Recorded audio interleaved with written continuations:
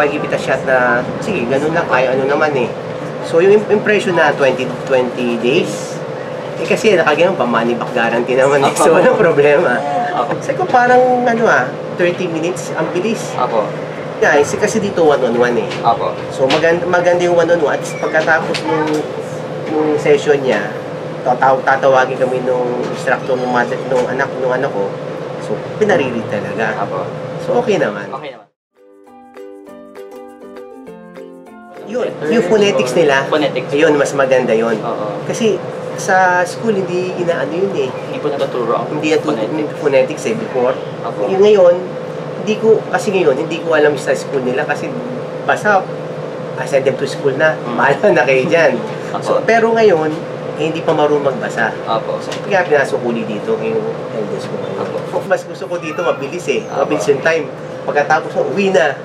So, pag sa school kasi matagal. So, mas nagustuhan niya rito. At the same time, yung pagbabasa, mabilis niyang i-absorb kasi nga, hindi naboboard yung bata. Ganado sila mag-aral kasi alam nila, madali isang grade lang eh. So, nakatutok talaga sila doon sa material. Kaya maganda. Minsan, nag-i-English na nga sa bahay. Nag-i-English na sa bahay, ganun. Pero yung confidence level nila, dagdagan yung konti. So,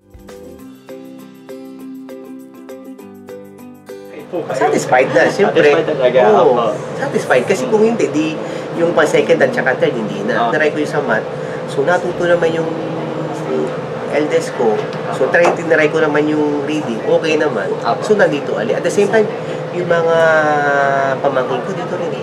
So, nakapag-recommenda rin po kayo? Nakapag-recommenda rin kami. Nakapag-recommenda rin kami. Marami.